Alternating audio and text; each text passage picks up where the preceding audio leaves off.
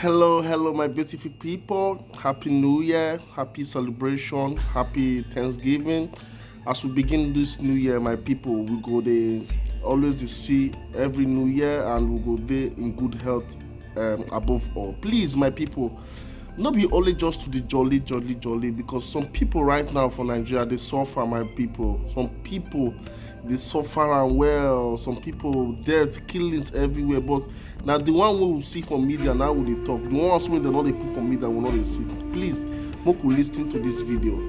Fellow Nigerians, I beg, have you noticed how somehow we as Nigerians have become used to the daily news of killings or deaths of our fellow citizens or countrymen? I mean, how we can all hear that maybe 30 or so people were killed in social community and that it is more like mere statistics. So we are, oh, okay, now 20 they killed for Benue today, and so, all right, no problem. And everybody moves on. There is no sense of national horror or emergency, both on the part of the leaders and even we the people. So we just, the president issues condemnation, let us get perpetrators every time, and then we rinse and repeat and wait for the next tragedy and calamity. So while all of us were busy preparing for Christmas, they buy chicken to share with our loved ones and all that on the 24th of December, about 3 local governments in Plateau State, Bokos local government, Mangu and Barkin Ladi, were attacked by gunmen, with more than 115 human beings slaughtered and killed in cold blood. Now, if this was a one-off, it would even be okay, you can understand. But especially for Plateau, it has been from time immemorial. As far back as I can remember, from Governor Jonah Jang to Simon Lalong to also this present. In fact, the current government, between January and December this year, there have been record of killings in Plateau every month, at least one incident. The governor of the state, Barrister Caleb Mutfwang, actually admitted that in 1 month, within a space of 3 weeks, about 150 people were killed in one local government. I think Mango local government, Bassa community or so. I can't remember now. That is the same. The painful part about Plateau is the fact that right now in the state, in July, the House of Reps asked the National Security Advisor, Oganuhu Ribadu, to declare a national security emergency in the state. The Chief of Army Staff, Major General Taurid Lagbaja, also commissioned Operation Hakorin Damisa, that is Operation Tiger Teeth in the state. And also the Army Theater Command was moved to Mangu. And even the state government also commissioned Operation Rainbow, the state security network. But somehow the killings continue. This is the same fate that is suffered by states like Benue, Agatu, Guma, Gwe, and all of them. Zamfara, Kaduna, Southern Kaduna, especially places like Niger and all of that. You remember on the 4th of December, somewhere in Kaduna State, they said the Nigerian Air Force mistakenly bombed Tudunbiri community, killing almost 85 people. That is...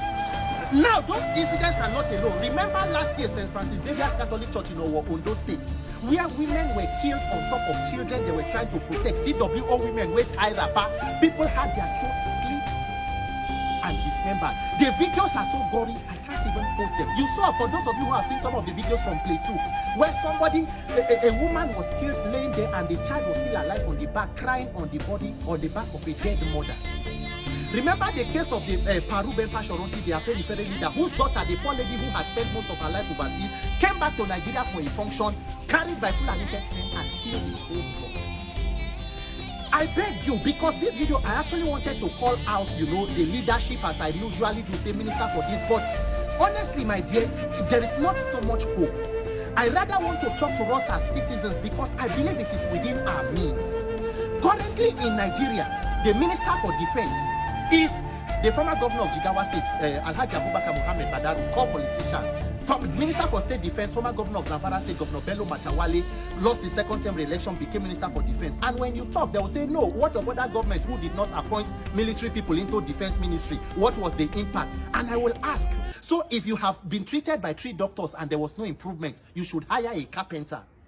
The president currently is the Minister for Petroleum. The same thing President Buhari did for 8 years, was Minister for Petroleum, even when he was a retired general himself. And with all the security challenge, you will think that maybe the president would want to assume full commander-in-chief and chair the war cabinet. But somehow, they chose the Petroleum Ministry. Whatever that is there, only God knows.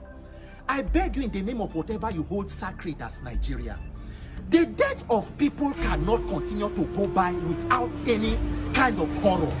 Just imagine, say, as you dey Lagos or you dey Abuja, wherever you dey, these people who are killed are not just It's not just data or statistics. These are human beings in real time. People's loved ones, person papa, person mama, person pikin, person brother or sister or wife or husband. People will get date of birth, state of origin, killed like this. 115, not animals, human beings. In the name of God, we must understand as Nigerians that elections have consequences.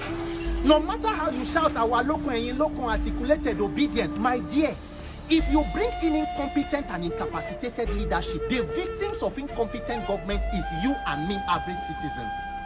The political class do not have ethnicity or religion. What brings them together, especially in Nigeria, is the spoils, what they have to share for self-gratification and financial aggrandizement. We have to help ourselves. Until you can do something, you can say something. Tweet, post, whatever it is, so that these issues are brought front and center. That we have a discussion, that we develop a higher level of moral consciousness. That people cannot just go to your community. Imagine as you dey here, somebody goes to your community, carries your loved ones, whether your mama or your papa, God forbid, kill them in cold blood and everybody moves on. Imagine the lives of those people who are still there. I beg you, fellow Nigerians, you always remember at the back of your mind that today's victims were yesterday's survivors. Tomorrow's victims will be today's survivors. The dead can no longer die. The next set of people who will die will be between you and I who are still alive, God forbid. May we not wait until the calamity or tragedy comes close to us, because it always seems very far until it comes very close, until we do something. I beg you, let us act as Nigerians for once and let the life of fellow citizens be important to us. If one governor sick today, they can mobilize the entire state resources. It is good, but the life of one politician should not be more important than the lives of 115 people, for God's sake.